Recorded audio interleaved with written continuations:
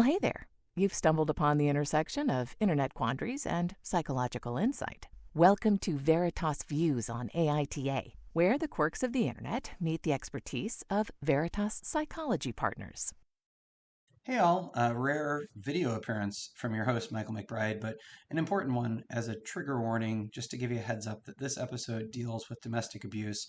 The show notes have resources if you're in a situation or somebody you know is who needs help. Please do reach out. This episode is a little potentially more serious than others, so if you're looking for something lighthearted and funny, this might not be it. But we didn't want to catch anyone by surprise for whom that's a trigger. So thank you. Thanks for listening. And if you need help, please get it. Thanks for joining us. I'm your host, Michael McBride, and I'm joined by our dynamic duo of psychologists. Hi, I'm Dr. Gayle MacBride, and I am here today with my very favorite business partner, Dr. Daniel Kessler. To be clear, I'm your only business partner. This is true, but you're still my favorite. Not to put too fine a point on it. Actually, you don't know. Partner. I mean, people might be listening to us in the future, and you might have other business partners. There you go. I'm Dr. Daniel Kessler. I'm a clinical psychologist, and look forward to this as the high point of my week as Dr. McBride and I pick apart another internet quandary or conundrum or whatever Michael brings to us today. Michael, what do you have for us? Well, who's the asshole? I mean, yeah, well, you know. You're going to help figure that out. But if anybody is like, what is this? And you're unfamiliar, in short, somebody on the internet has posted a scenario and they ask that question that Dr. Kessler just asked, which is, who's the asshole in this situation? That's what we hope to figure out. Also, if you're new, stick around through the credits. There'll be some kind of bonus conversation. We always chat about something, and those are often illuminating and funny. But neither Gayle nor Dan has read or seen this post before. So let's go. This is one of my favorite kind of posts because it's been removed. And so, like, something has often gone awry when it has attempted to be removed from the internet. But the title of this one is, Am I the asshole for not taking my wife to my work event after she got a black eye from volleyball? And maybe the rest of the story is, this past weekend, my work had an event where they rented out a small amusement park for employees and their families. My company has about 150 people, about 30 to 40 who know me by name. I was planning on taking my wife with me. She hasn't met any of my coworkers, but this would have been a time for her to get that chance. Thursday night, in her intramural volleyball league, someone spiked the ball at her and gave her a terrible black eye. She's fine, but it looks really bad. I didn't want the first time all my coworkers met my wife to be at a time that she looks like I could have been responsible for giving her the black eye. So I told her not this time, but I'll take her to the next event. I went with my sister instead. She's still bitter about the whole thing. Also, for context, in the last 4 months, a C-level person at our company was fired for getting arrested on a domestic violence issue. Am I the asshole for not taking her because I didn't want people to think that there was that kind of situation going on? My wife certainly thinks so. I agree. Sorry. Open and shut. Usually I'm the one to judge a book like boom to have the snap judgment. That's interesting. Tell me your thinking, because it was 100% her choice. I'm leaning right. I'm certainly leaning your way, but I have I'm like interested in hearing your position on this. Yeah, fair enough. I mean, I think it's her choice if she wants to meet new people with a black eye. I mean, I think very often kind of stereotypical normative women would say, yeah, I don't really want to meet your whole 150 person company and their families with this big shiner.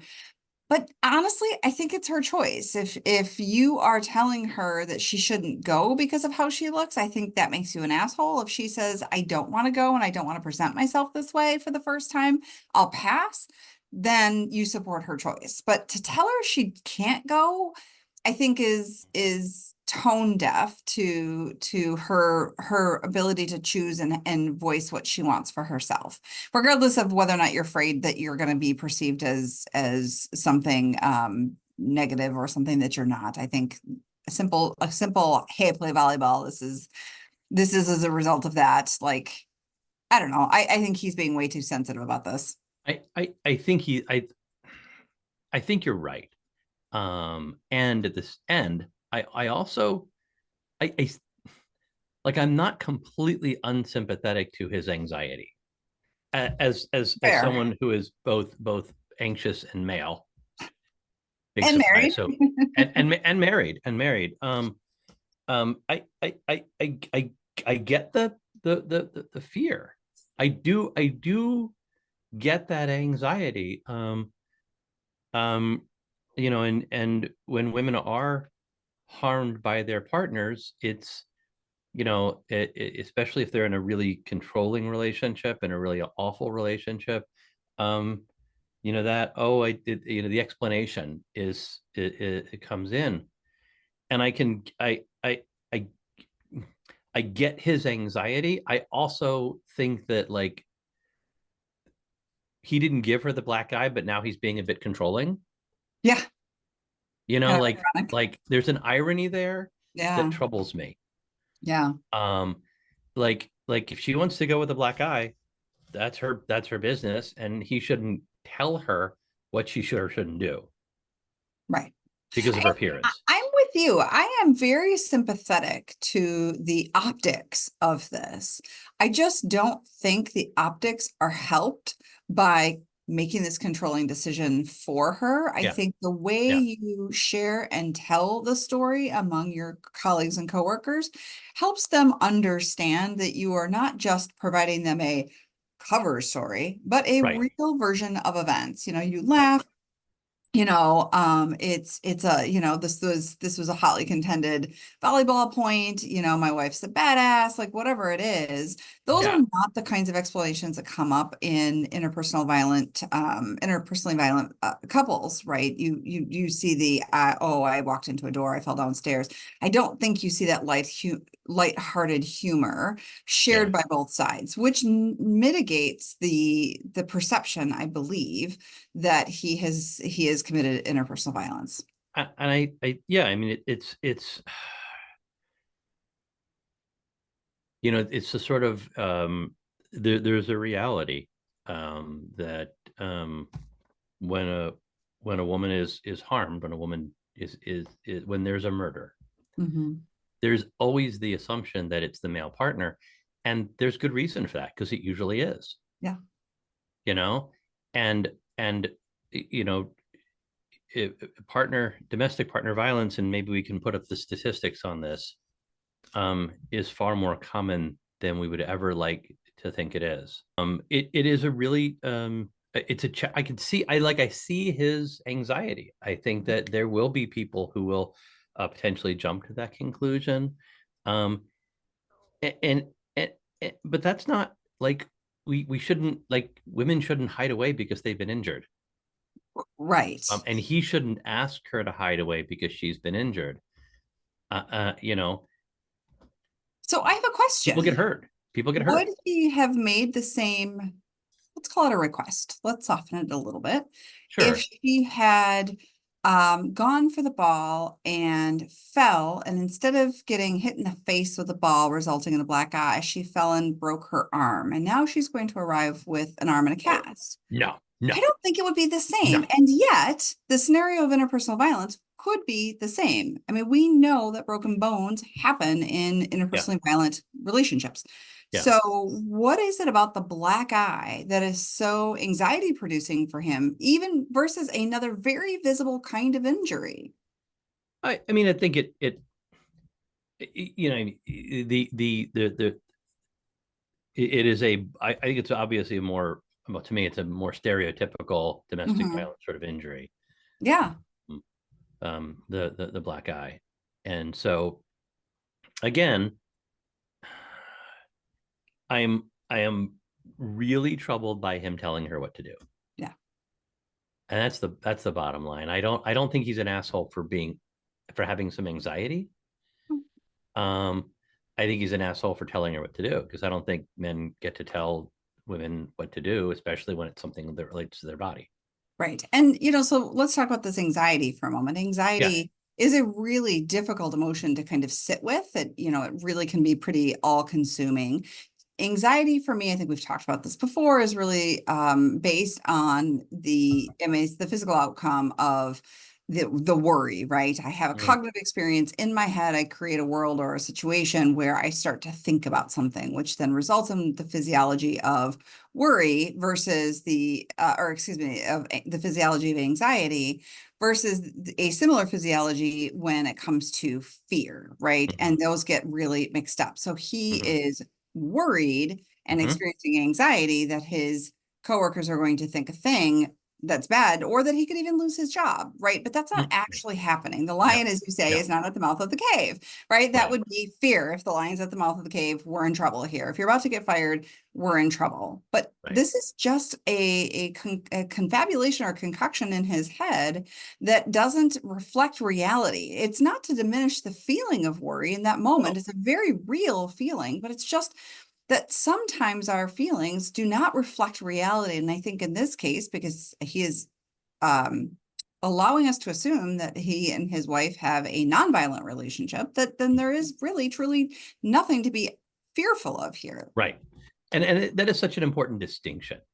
Distinguishing between fear, which should be respected. We need it. And anxiety. And the function of anxiety is to protect us from danger. The function of anxiety is to protect us from doing stupid shit that could make us dead. That's the bottom line. That's what anxiety is for. But we can't mistake it for fear. And we have to, you and I are constantly working with people with anxiety about, unrelated to this topic.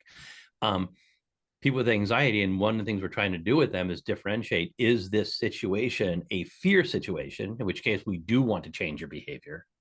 Or is this situation an anxiety situation, in which case we want to encourage you to lean into, mindfulness, accurate self-talk, and engaging with the anxiety-provoking situation, because avoidance makes it worse. Yes, and sustains it, really. And I always tell people, this kind of avoidance makes your world smaller.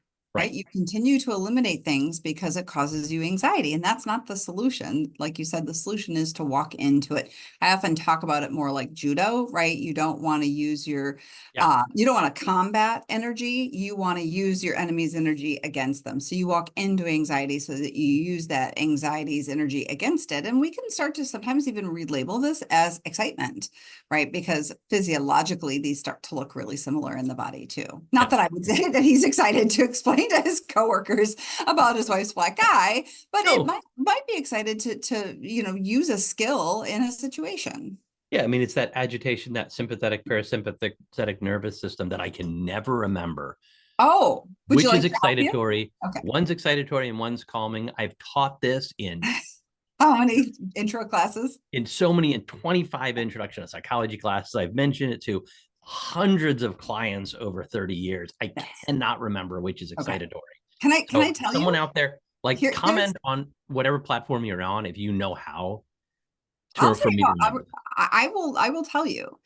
I think about the sympathetic nervous system as sympathy, right? Like we are emotionally connected to someone else. So that's the excitatory one? That's the excitatory one. All right. Fight, flight, and freeze. And we sometimes add in fawn. And then parasympathetic, right? Para being sort of next to or less than, or subset of. And that's and I love to call this out, right? That relaxation response, which we get rest, digest, feed, and breed.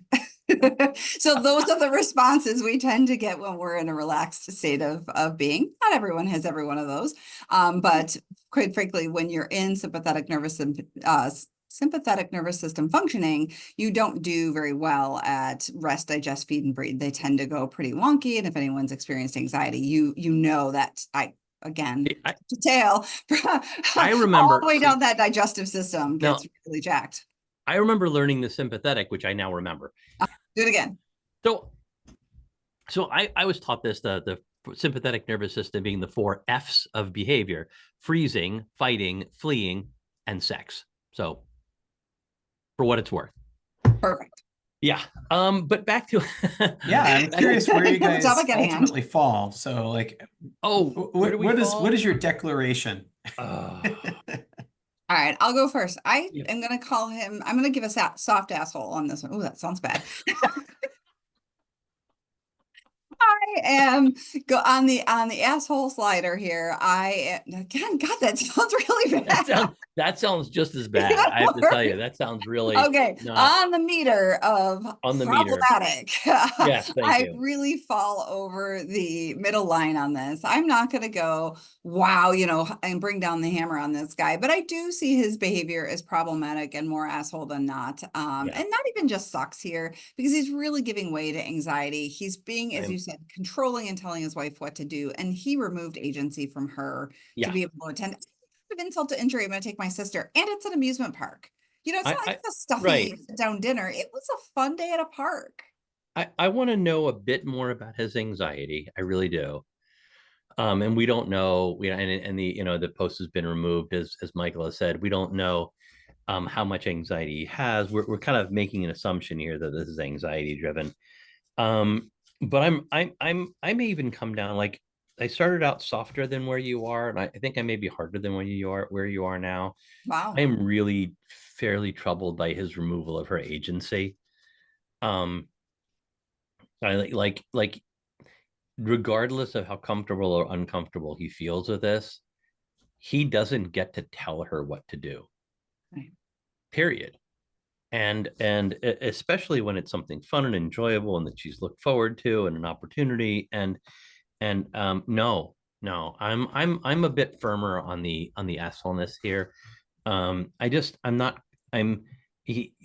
not comfortable with, I just can't wrap my head around it like him saying you can't do that.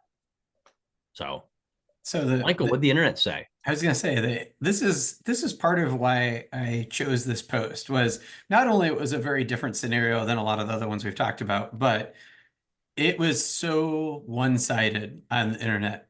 I don't know that I found a single person that was willing to call him an asshole. They all said not the asshole. And male and female, at least identified online, said, I totally understand. They gave a number of scenarios where, it was our child showed up to daycare this way and this thing happened, even though it was completely innocuous. Then, these two were kind of interesting. This one said, a few years ago, right before my parents left on a cruise, she had an accident at my sister's house, resulted in a black eye and bruises on her arm. My dad was not with her at the time of the accident, so he definitely didn't cause it. Just to be clear, the cruise was awkward for both of them, but especially for my dad, since there are obvious questions about what happened, and some people didn't seem to accept my mom's explanation. Another post said, years back, I used to date a female police officer. One night we had a date scheduled, and she said I might not want to take her out. She had gotten in a scuffle with someone being arrested and had a black eye and a fat lip. We went anyway. An old lady at the restaurant came up and hit me with her cane while telling me I should be ashamed of herself. You had every reason to worry. However, maybe the final decision should have been allowing your wife to decide. And that was the softest accusation.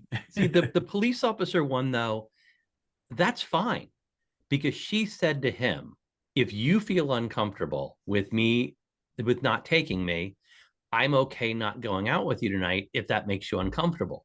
That's if he says, yes, I'd rather, like, if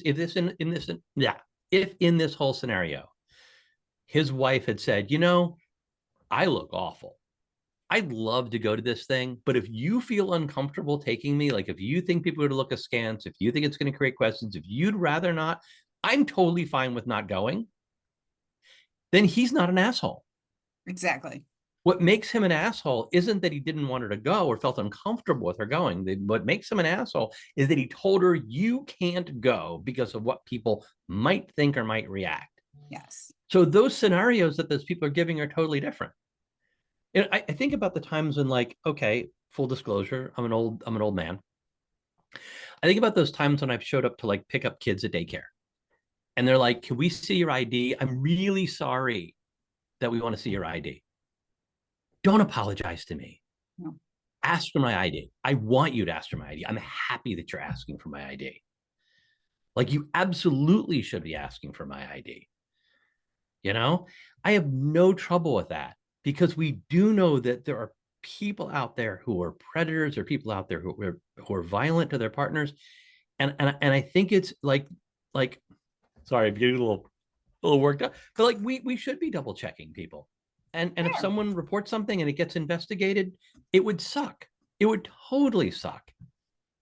But I think that we make the mistake the other way too often. And I think we need to, if we're going to make a mistake, we need to make the mistake of like protecting kids or protecting partners rather than worrying about like what I feel different. I've never had a dealing like this, so I don't know. I've brought kids to daycare, as you were sort of starting to talk about, with injuries. Oh And yeah, the totally. first thing I've done is said, here's what happened. And they might look at me and go, well, thanks for the information. And you're allowed to look at me askance, and you're allowed to then keep notes for the next couple of weeks. And you're allowed to watch and see how my kid looks, because you're supposed to be protecting them. And if you think there's something funny going on, you absolutely should be collecting data. However, but I do want to caveat this, and that's that the children especially, and I've done some trainings with this, we have to be careful because people who are trained in questioning children know how to ask children about injuries and potential harm without leading them. Because too often when we ask children questions, we lead them unintentionally. Yeah. And when a leading question is like, did your mom do this to you? Right. You know, as opposed to what happened here. Yes. And sometimes people will, well-meaning folks will ask leading questions of children. And I think these questions absolutely need to be asked, but they need to be asked by professionals who know what they're doing and can ask the question correctly. Yes. So we do that. That's one of the reasons why actually reporting may be better than asking the kid. If you do the report, the kid gets interviewed and it's like, oh yeah, okay. The professional who's doing the interviewing is going to be much better and accurately providing that interview than an untrained person would be. Yes, and I think that's a really important caveat. So thank you for adding that. Yeah. But I've also brought kids to daycare and gone, oh no, because kids fall down, and I've got a bunch of kids, and they fall down, they get a fat lip, they get a bruise over there. Nursemaid's elbow. Yeah, nursemaid's elbow is a perfect example, Gayle, of one of those injuries that can easily happen, that's fairly innocuous, but can look bad to the outside observer. And look it up sometime if you're curious about it. It's interesting hearing you guys talk about it, because that was when I read this post. I mean, that was the first thing I thought of, was that he was making a decision for her. There was no conversation. There was nothing. He just, nope, that's it. And that was the part that offended me right away. And yet it was missed in almost every one of the comments. Like online, it just felt like people got wrapped up in, oh, that happened to me. Oh, here's a story. Not, hey, you really shouldn't tell your wife what to do. Maybe have a conversation about that. So if he was asking, like if it was leading up to the event and he was asking, am I the asshole for feeling anxious about this? I would say absolutely not. If it's leading up to the event, but post hoc saying, am I the asshole for not letting her go? Absolutely yes. And taking his sister? I mean, that is a weird choice also. Like, I don't really understand that either. Yeah. All right. Well, thank you both for another riveting debate and a glimpse into the collective conscience of the internet forums. Remember, morality is often shades of gray and not just black or white. All right. Take us out, Dan. Yeah. Oh, I got nothing. All right. Hey, no, wait, I do. Stay tuned afterwards for our special bonus snippet that we're going to make up on the fly. Awesome. Well, please follow and share Veritas Views on the podcast platforms with your neighbors and friends. And as always, stick around through the credits, like Dan said, for whatever bonus conversation we're going to have. See you there. You can follow Dr. Dan Kessler at Dr. Dan Kessler and Dr. Gayle MacBride at Dr. G. MacBride. Oh, and you can find them both at veritaspp.com. Credits. Tickling the Ivories, Matthew Reddington. Art, production, and design, bringing this show together with flair and finesse, Michelle Love. Recording and editing, turning chaos into something worth sharing, Michael MacBride. Intro, outro, I'm Kelly Buttrick, a VO talent who just happens to be Dr. MacBride's cousin. Cats, CJ, Linus, Sadie, and Griffin. Hosting by whomever lost the coin flip. Interruptions by all their children. The content of this podcast is for informational and educational purposes only and is not a substitute for professional mental health advice, diagnosis, or treatment. Listening to this podcast does not constitute a therapist-client relationship. If you believe you may be experiencing a mental health issue, please seek the assistance of a qualified mental health professional. If you are experiencing a mental health crisis, you can call or text 988 from anywhere in the U.S. to be connected to Crisis Mental Health Services. Thanks for listening. As promised, here's that bonus conversation. Okay, Dan, I wondered if you would be up for sharing with our listeners a little bit about how we came to name our business. I want to talk about our business for a moment. We are Veritas Psychology Partners, and this is Veritas Views. But yeah, can you talk about the naming? Oh, okay. So we sat around and we're just like firing names back and forth. People often name their practices after locations. We don't want to do that. But we kind of began centering.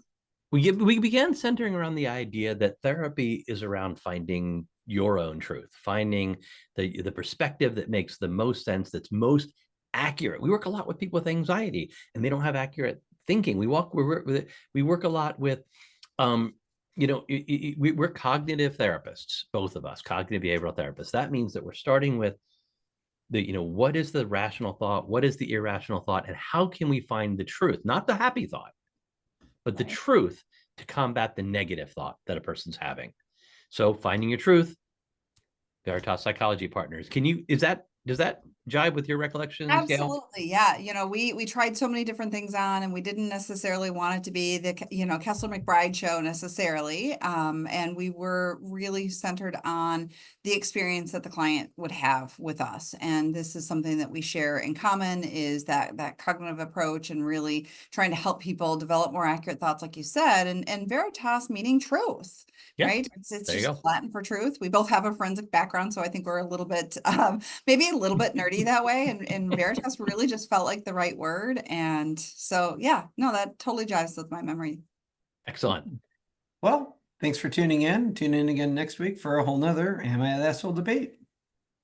We love hearing from you, so please review us on Apple, Spotify, or, wherever you're listening. If you enjoyed this podcast, please review, like, and follow. Also, give it a share. This helps us reach more listeners.